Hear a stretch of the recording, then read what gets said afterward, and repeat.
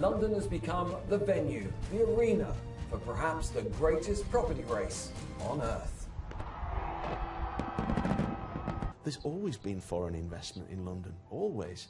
But you can't be a world city and not allow foreign buyers. Land itself. So I see but it's not just gleaming towers for sale here. How about a slice of the protected green belt surrounding London? Chinese investors are buying it up. Gambling will have to build on it eventually. It's great because the profit at the end is about 600%. So essentially you're selling land at the moment that hasn't got planning permission, but the idea is buy now and at some point they may get it just because London's getting bigger and bigger. Exactly. Obviously, with all that pressure on the government, permissions are becoming easier. It just seems crazy. It's a great long-term investment. It is a great one. And I don't care where you're from. If you've got the money and you like to invest, this makes all the sense in the world. Londoners haven't seen a completely new tube line since the opening of the Victoria way back in 1969. Crossrail is the single biggest driver. In Asia, they just see opportunity and they know that there's an end product there, and that is definitely driving the market, no doubt about it. So they're looking at maps of Crossrail and buying along the line? Absolutely. London's rapid new east-west connection, paid for by London business and British taxpayers, and now shaping where Mr. Liang invests £1 million. I'm looking for the house around the million. Around 1 million. Yeah. And you know there's a Crossrail. Yeah, there's a Crossrail going to completion on 2018. I believe after Crossrail finished, the capital income will be increased roughly around 10 to 15% every year. They're not living with the roadworks. The global turmoil has made London property a safe haven from around the world. Pakistanis are buying in areas like Southall. After the Greek banking crisis, Greeks put their money into King's Cross and Holloway Road. And then there's Asia. £8 billion of Malaysian money is redeveloping Battersea Power Station, with half the first phase of 800 homes sold to Malaysian investors.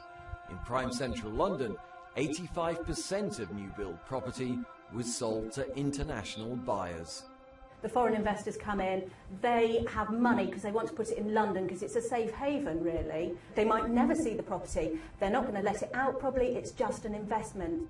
Growing resentment of foreign buyers led Battersea to launch its Phase 2 home sale in London, but some foreign students here are still better placed to buy than many locals.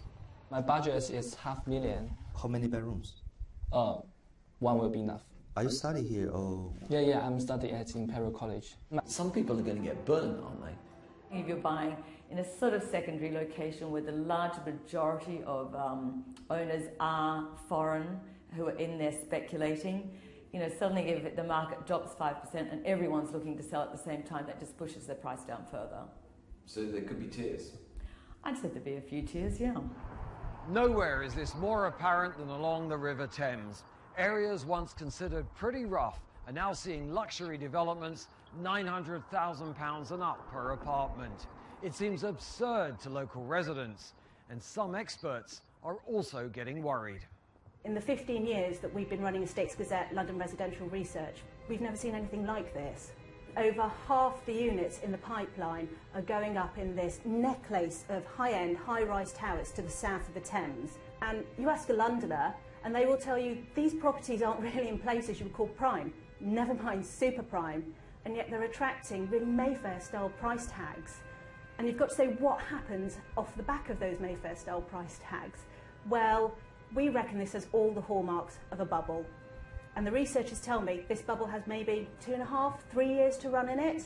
The people who possibly could get hurt in this are those looking to use debt to buy homes to live in that have been pushed further and further and further out into London.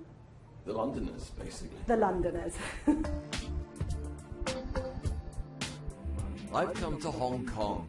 They're pouring fortunes into London, and they already have all this. But property here has rocketed 60% in 2 years. Now many fear the bubble could burst. To calm things, they've even slapped a 23% tax on any foreigner buying property here. The Hong Kong government's put these new cooling measures in place to slow it down. And as Hong Kong buyers love speculating on property, what they've done is just literally get their money and take it to London.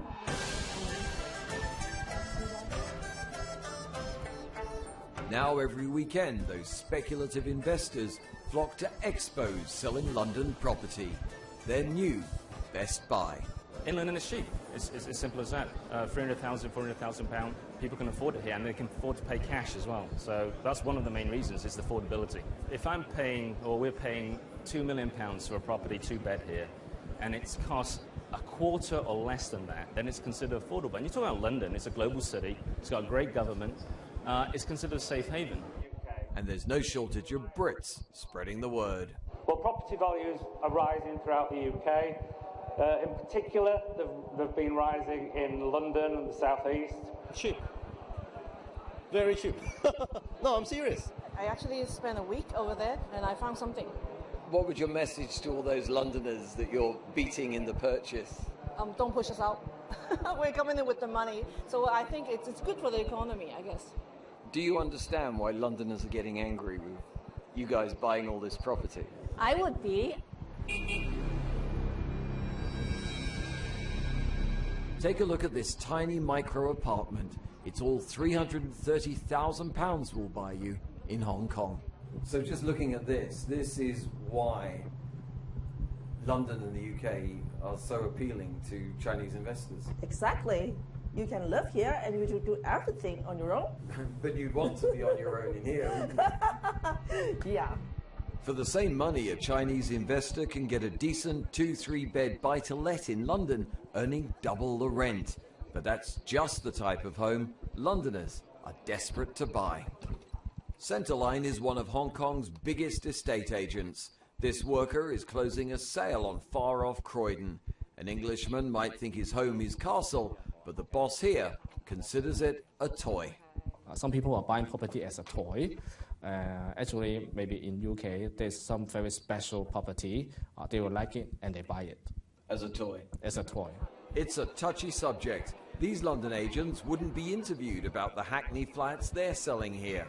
Okay, so essentially you're saying you can't now do the interview. One by one, British estate agents are going shy. Londoners will see Chinese people buying their homes, and you don't want them to know that. But back at the expo, Savills head of Asia braved the camera to explain why on earth new London homes are being offered to Asia first. I have to say that, we normally do bring it and exhibit it in Asia first because culturally people are accepting to buy 2 or 3 years in advance, and British people can buy if they want. They just choose not to most of the time. Something like Battersea, one of the biggest elements of that being a success is that it was sold off plan. How many times has it changed hands over the course of the last 30 years? It's sat there, derelict, and actually it's going to be a huge pinnacle point of London and really set itself on the map over the course of the next 10 years. This is a brochure for Capital Towers E15 Stratford, 6,000 miles away. It's incredibly glossy. There are aerial views, room interiors. They've sold most of the flats, but in reality, this building does not yet exist. This is it, a building site next to 3 tiers of traffic and the rather bleak Bow flyover. At $326,000 for a 1-bed, it's no option for our first-time buyers. The brochure claims it's 20 minutes from Buckingham Palace.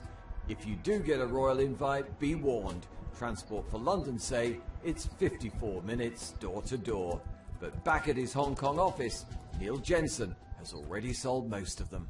It's been one of the fastest selling this year, I would say. In one weekend it was over 50, and then down in Singapore it was about another 30 down there, so it's been busy.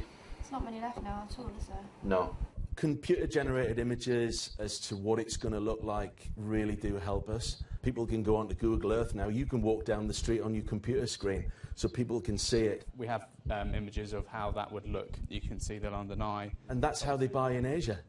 So if they buy in Asia, then they can do that for London.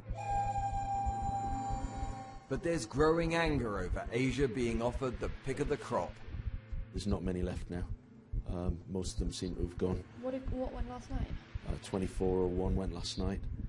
Some developers are now offering to UK buyers first, or at the same time as Asia. But if Chinese investors here stick to their habits, this experienced Hong Kong estate agent has a warning for London. They view the property market almost like the equities market. You know, they look at they're in and they're out, and they speculate heavily. People like to normally go in, buy property and sell 12 months later. It's a very short-term view. It's viewed as a commodity. They don't care where it is. They're just after capital growth. London versus rest of UK. People often will buy property and never put a tenant in there. To have a tenant in a property in Hong Kong, if you want to sell it, is a negative. You look up at like high-rise buildings here at night, and all the lights are off. And that's because, you know, a third of the building is probably owned by mainland Chinese, and they just keep their shopping bags there when they visit, you know, once a quarter.